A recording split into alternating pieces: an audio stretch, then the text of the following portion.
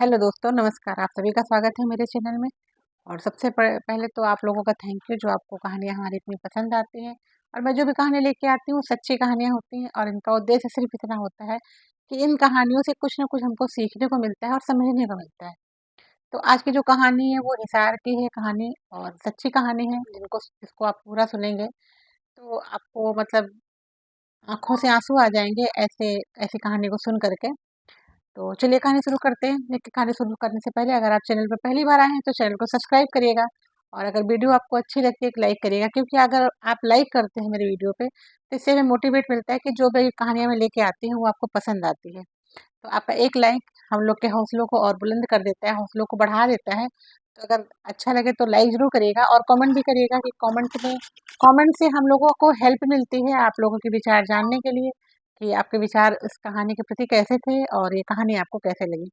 तो कमेंट भी करिएगा अगर अच्छी लगती है और आप चाहते हो कि फ्रेंड्स को भी सुननी चाहिए तो शेयर भी ज़रूर करिएगा। चलिए कहानी को शुरू करते हैं। तो दोस्तों आज की ये कहानी सच्ची कहानी है, हिसार की कहानी है। हिसार में एक बहुत बड़े बिज़नेसमैन नहीं, उनके 2-3 फैक्ट्रियाँ होती हैं। उनका लड़का होता है, उसकी शादी होती है और जब शादी होती है तो लड़की बहुत खूबसूरत होती है, जैसा कि हर इंसान की इच्छा होती है कि मेरी पत्नी बहुत खूबसूरत हो। तो वैसे ही वो जो होते हैं, उनका नाम होता है नीरज। नीरज की जब शादी होती है तो वो उनकी जो पत्नी होती है बहुत खूबसूरत होती है और नीरज खुद भी खूब है, बहुत अच्छे हैंडसम होते हैं। और वैसे ही उनको पत्नी मिलती है तो उनको बहुत खुशी होती है। उनकी पत्नी का नाम होता है नीलू। तो नीलू भी बहुत खूबसूरत होती है, बला की खूबसूरती होती है उसकी। और बिल्कुल गोरी, पतली और लंबे-लंबे बाल, जैसे कल्पना में लोग कहते हैं कि हमारी पत्नी ऐसी ही नीरज की पत्नी होती है। तो नीरज अपनी पत्नी को पा कर के बहुत खुश हो जाता है और बहुत प्यार करता है अपनी पत्नी को। और जैसे सुबह शादी के कुछ दिन के बाद जब वो फैक्ट्री जाना शुरू करता है तो फैक्ट्री जाते ही अपनी पत्नी को फ़ोन लगा देता है, उससे करता रहता है। जब भी उसको फ्री टाइम मिलता है वो अपनी पत्नी को कॉल करता है, पत्नी से बात करता है। दोनों का प्यार बहुत मजबूत हो जाता है और दोनों बहुत अच्छे से रहने लगते हैं। दोनों एक-दूसरे को बहुत प्यार करते हैं, जैसा कि पति-पत्नी का रिश्ता होता है और उस रिश्ते को लोग आगे बढ़ाते हैं। ऐसे करते-करते शादी के 2 साल बीत जाते हैं और इन लोगों में बहुत ही मतलब दोनों एक-दूसरे को बहुत चाहते हैं कि बहुत ज़्यादा से ज़्यादा समय दोनों एक-दूसरे के साथ बिताना चाहते हैं, रिश्ता ऐसे ही चल रहा होता है। 2 साल के बाद क्या होता है कि जो इनकी फैक्ट्री होती है उसमें एक लड़की आती है, नीरज की फैक्ट्री में एक लड़की आती है जॉब के लिए। कहती है कि आपके यहाँ अगर कोई काम हो तो मुझे दे दीजिएगा। वैसे तो मुझे कोई नॉलेज नहीं है फैक्ट्री के काम की जो आपके यहाँ बनता है, लेकिन मैं हेल्पर का काम कर सकती हूँ। तो अगर आप मुझे जॉब दे देंगे तो मेरे घर की स्थिति बहुत ख़राब है और मैं अगर आप जॉब दे देंगे तो बहुत अच्छी बात होगी। तो नीरज से जब इस तरह से रिक्वेस्ट करती है लड़की, उस लड़की का नाम होता है हिमांशी। हिमांशी जब नीरज से इस तरह से रिक्वेस्ट करती है तो नीरज कहता है ठीक है, आप कल आकर के मुझसे बात करिएगा, कल मैं आपको बताता हूँ। देखता है वैसे तो कोई पोस्ट खाली नहीं होती, लेकिन उसकी ज़रूरतों को देखने और उसके बताने के उससे अपनी तकलीफ़ बताने के नज़रिए से नीरज हिमांशी को अपने यहाँ जॉब पे रख लेता है। एज़ ए हेल्पर अपने यहाँ उसको नौकरी दे देता है। नौकरी कर रही होती है हिमांशी भी बहुत खूबसूरत होती है। हिमांशी नीलू से ज़्यादा खूबसूरत होती है एज़ ए कंपैरिज़न और काम भी करती होती है। तो धीरे-धीरे नीरज का जो अट्रैक्शन होता है वो हिमांशी की तरफ बढ़ता चला जाता है। हिमांशु घर आता है तो अब पूरा टाइम वो हिमांशी से बात करना चाहता है। जैसे हेल्पर के उस पे करता है, हेल्पर की जॉब उसको देता है, पर बीच-बीच में उसको अपने ऑफ़िस में बुलाता है, अपने केबिन में ला बुलाता है कि हिमांशी ये चीज़ ला करके दे दो, हिमांशी वो चीज़ ला करके दे दो। इस तरह से करके ज़्यादातर उसको अपने आस-पास ही रखता है और जब हिमांशी नीरज के पास होती है तो नीरज को अच्छा लगता है।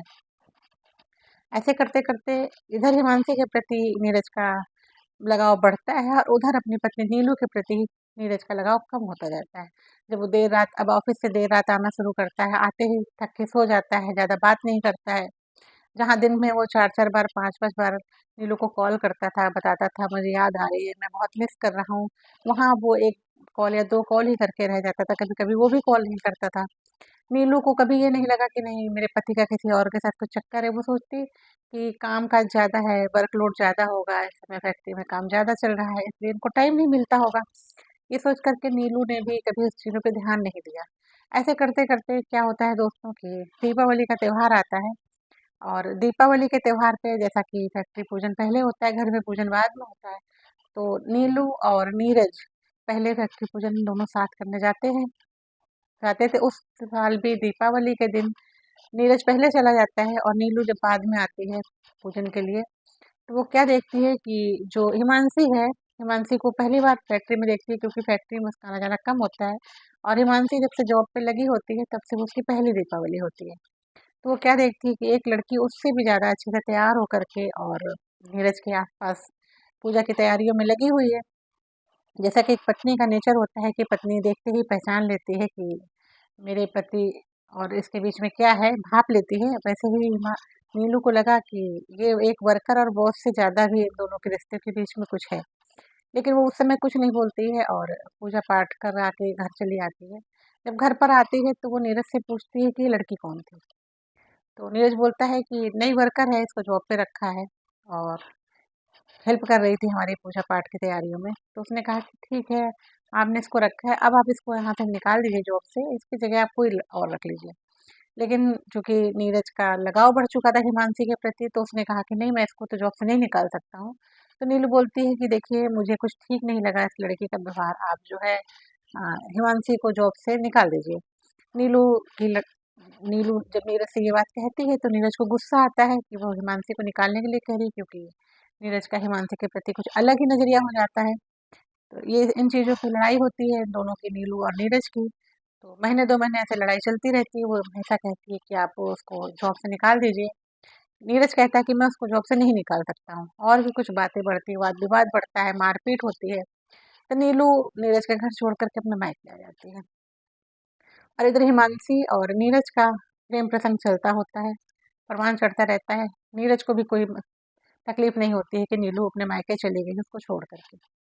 ऐसे दिन कटते रहते हैं। एक दिन क्या होता है कि जब वो देखती है कि नीलू देखती है कि नीरज का कोई नज़रिया हमारी तरफ नहीं है, तो वो डाइवोर्स का केस फाइल कर देती है कोर्ट में और उन दोनों का डाइवोर्स हो जाता है।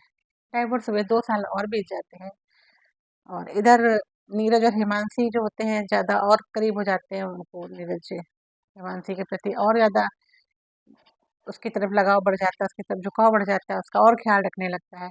एक दिन की बात है कि नीरज अपने ऑफ़िस में बैठा हुआ था और काम कर रहा होता है। एकदम से हिमांशी आती है और बोलती है कि सर, मुझे छुट्टी चाहिए, और एक कार्ड होता है उसके हाथ में। तो नीरज पूछता है कि तुम्हें छुट्टी क्यों चाहिए हिमांशी, और 1 हफ्ते की छुट्टी क्यों चाहिए? कहाँ जाना है तुमको? क्योंकि चूँकि वो एक वर्कर से ज़्यादा उसके लिए थी, तो उसके लिए जाना ज़रूरी था कि वो 1 हफ्ते की छुट्टी क्यों ले रही है और कहाँ जाना चाहती है। तो वो अपना कार्ड देते हुए नीरज को बोलती है कि ये मेरी शादी का कार्ड है और 2 दिन बाद मेरी शादी है, इसलिए मुझे छुट्टी चाहिए। हो सकता है कि मैं उसके बाद भी आपके यहाँ जॉब पे ना आ सकूँ, क्योंकि मेरी शादी जो हो रही है वो बहुत ही अच्छे ग्रहित घराने में हो रही है और लड़का बहुत अच्छा है, एक अच्छी जॉब करते हैं वो। तो मुझे हो सकता है जॉब ना भी करना पड़े, तो ये मेरी शादी का कार्ड है और आप मेरी शादी में आइएगा। जैसे ही नीरज ये देखता है कि जिसके पीछे वो इतना पागल था, उसके प्यारे पागल था, अपनी पत्नी को डाइवोर्स दे दिया, वो किसी और से शादी करने के लिए कार्ड लेकर के आई है और उसने मुझे बताया तक नहीं कि उसकी शादी तय हो गई है और उसकी शादी की डेट पड़ गई है। ये सुनते ही नीरज को जैसे कि काटो तो खून नहीं, साँप सूंघ गया हो। नीरज बिल्कुल सदमे में आ जाता है कि जिस लड़की के लिए मैंने ये सब किया, उसने मुझे बताया तक नहीं कि उसकी शादी तय हो गई है, उसकी शादी होने वाली है। नीरज गुस्से में हिमांशी से बोलता है कि तुम्हारे पीछे मैंने अपनी पत्नी को डाइवोर्स दिया, मैं तुम्हारे पीछे क्या-क्या नहीं किया। मैंने तुम्हें सारी सुख-सुविधा देने की कोशिश की, मैंने तुम्हारी हर ज़रूरतें पूरी की हैं और फिर भी तुम दूसरे से शादी कर रही हो। तो हिमांशी के जो वर्ड होते हैं दोस्तों, सही भी होते हैं और जो जो भी इस तरह का कदम उठाते हैं उनके लिए एक सीख है ये।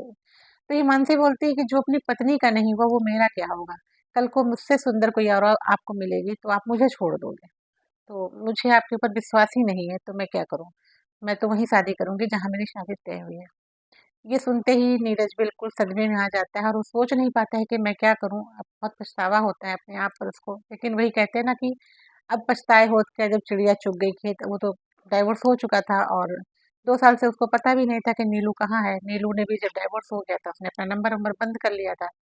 नीरज ने उसके पुराने नंबर पे कई बार कॉन्टैक्ट करने की कोशिश भी की, लेकिन उससे कॉन्टैक्ट नहीं हो पाया, उससे बात नहीं हो पाई।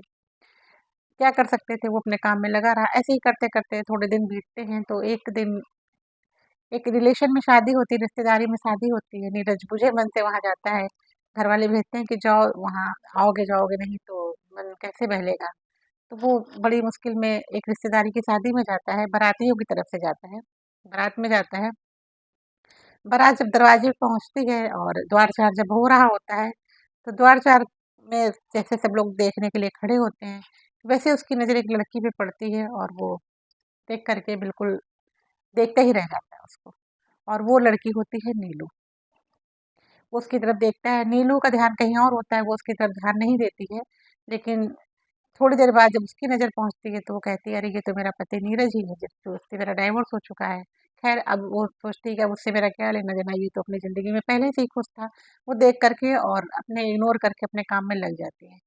अब नीरज नीलू से बात करने की कोशिश करने के लिए मौका ढूँढता है, इधर-उधर देखता है कि शायद कहीं पर नीलू अकेली मिल जाए और मैं उससे अपने मन की बात कह सकूँ। ऐसा मौका तब आता है जब सब लोग खाना खाने जाते हैं और खाने की प्लेट लगा रहे होते हैं, तो जैसे ही नीरज देखता है कि नीलू खाना लगाने के लिए प्लेट लेकर गई है, तो नीरज भी उसी के पीछे चला जाता है खाने की प्लेट लेकर के और खाना लगाना शुरू करता है। तो नीलू से कहता है कि खाना खाना खाने जा रहे हैं, चलिए हम दोनों साथ बैठ के खाते हैं। तो नीलू कुछ नहीं बोलती, क्योंकि एक फंक्शन में कुछ भी बोलना ठीक नहीं होता है, उसको ये लगता है कि फंक्शन में क्या बोलना। तो कहती है, नहीं आप खाइए, मैं खा लूँगी। तो कहता है, आइए प्लीज़, और जा कर के एक मेज़ टेबल पे बैठ जाता है। नीलू से कहता है, आइए आप भी बैठिए, यहीं साथ में बैठ के खाना खाते हैं। खाना खाते-खाते नीरज पूछता है नीलू से कि तुम कैसी हो? तो बोलती है, मैं ठीक हूँ, आप अपनी बताओ? आप तो अच्छे हो गए, अब तो आपने शादी कर ली होगी उस लड़की से, मानसी से। तो उसने कहा कि मैं तुम्हें क्या बताऊँ, मैं कुछ बता नहीं सकता हूँ तुम्हें, और क्या तुम मुझे अपना नंबर दे दोगी? मैं तुमसे बात करना चाहता हूँ। तो हिमांशी कहती है कि नंबर तो मैं अपना नहीं दूँगी। हाँ, आप अपना नंबर दे दो, कभी मुझे अगर लगेगा तो मैं आपको कॉल कर लूँगी। ऐसे ही करते-करते उसके बाद बार-बार वो मौका ढूँढता है कि नीलू कहीं मिल जाए और नीलू से बात कर लूँ। क्योंकि शादी का माहौल होता है तो ज़्यादा बातें हो नहीं पाती हैं, और उसको नंबर देता है और बार-बार उससे ये रिक्वेस्ट करता है कि मुझे फ़ोन ज़रूर करना एक बार। हिमान नीलू जब अपने घर चली जाती है तो 2-3 दिन के बाद जब घर के कामों से, शादी के फंक्शन से लौट के आती है और जब सारे काम निपटा करके थोड़ा आराम से बैठती है, तो उसको नीरज का चेहरा दिखाई देता है और वो सोचती है कि लाओ एक बार फ़ोन कर लूँ, क्योंकि वो भी अकेली ही होती है और एक तलाकशुदा औरत की लाइफ़ कैसी होती है, वो तो वही समझ सकता है जिसके साथ ये बीता हो। वो सोचती है कि चलो लाओ उसको फ़ोन कर लेते हैं, देखें क्या दिक्कत है उसको। तो वो फ़ोन लगाती है और बोलती है कि हाँ, बताइए, आपने मुझे नंबर दिया था, मुझसे बात करना चाहते थे, क्या बात करना चाहते हैं? तो वो कहता है कि नीलू, क्या तुम मुझे माफ़ कर सकती हो? तो नीलू कहती है कि मैंने आपने क्या गुनाह किया है? माफ़ी करने की क्या ज़रूरत है? कोई गुनाह तो किया नहीं है आपने, आपकी इच्छा नहीं थी मेरे साथ रहने की, तो आपने मुझे छोड़ दिया। तो नीरज कहता है कि नीलू, मुझे शर्मिंदा मत करो, क्या तुम मुझसे मिल सकती हो? क्योंकि दोनों एक ही शहर के होते हैं।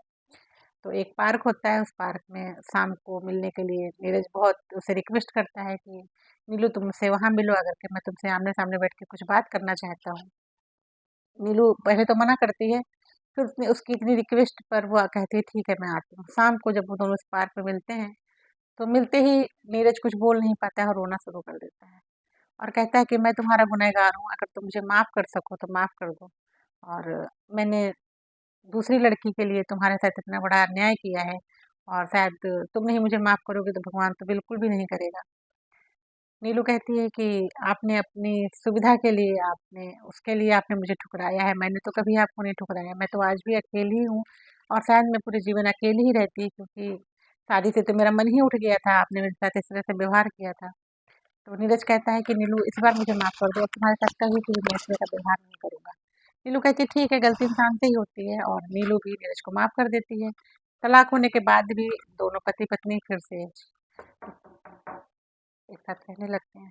तो कहानी कैसी लगी आप बताइएगा ज़रूर, अगर कहानी अच्छी लगती है तो लाइक करिएगा। मिलते हैं किसी नई कहानी में, तब तक के लिए नमस्कार।